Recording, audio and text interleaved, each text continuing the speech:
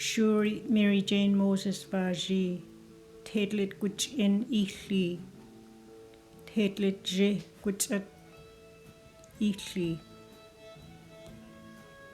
Sha'at Georgie Moses Vilji, September 2016 Vakwa.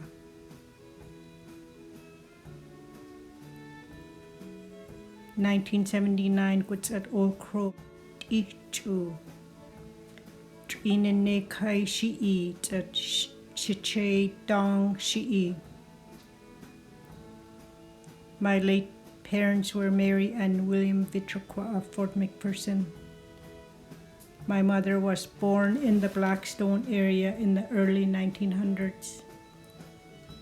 My mother was traditionally raised up by her grandmother. Joe Henry and Joe Martin were also raised up with my mother. So my roots come from the Blackstone area. I have heard the stories that my mother told of her life on the land, surviving and subsisting off of the land up in the Blackstone area.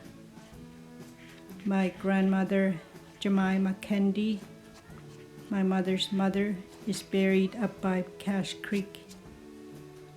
My mother was just about a year old when her parents passed away, so she was taken in by her grandmother. My mother was a strong woman. I have learned many skills from her, which I apply to my life today. Skill sets like making dry meat, knowing how to live on the land at a bush camp, looking after your family, etc. I was raised up traditionally on the land with 7 sisters and 2 brothers. I have retained my language but lost the ability to speak when I was in residential school. Today, I never let that stop me. I work as a heritage coordinator for Tetl'it Gwich'in First Nation. Transcribed many of the stories of the Tetl'it Gwich'in elders from Gwich'in to English. I also use my Gwich'in language in my films today. My language is part of who I am, therefore I carry it proudly. One of my passions I am most proud of is being a Gwich'in filmmaker, producing culturally based films since 2001.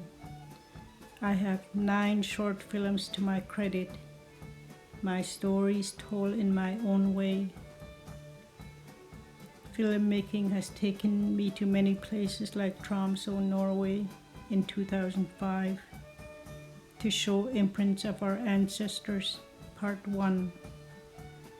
Other places I have traveled are Vancouver and Edmonton. Today, many of my films can be viewed at ourworldlanguage.ca. Masicho.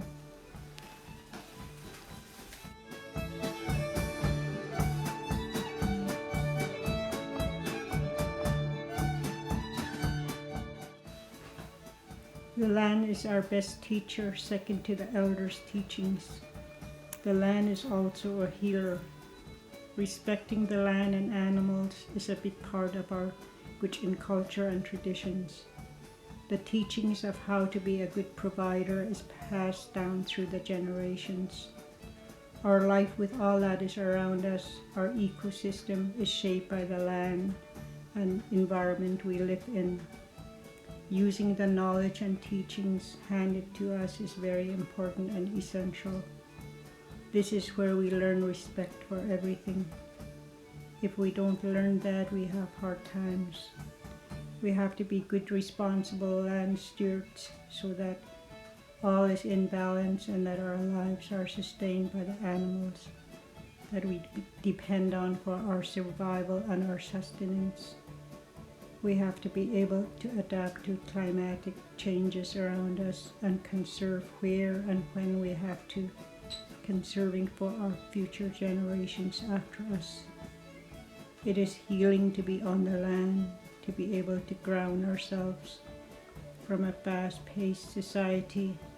It's refreshing to be on the land, to be quiet in our own minds, a spiritual regeneration where we truly feel good inside. Something about getting in touch with ourselves, of how it used to be. We feel good being on the land, eating and sleeping good, de-stressing ourselves. It's good medicine just to be out in nature. To live our traditional ways is key to our communities. To have healthy people, we have to go back to the land where we got our teachings and be connected once again. It all takes effort and commitment.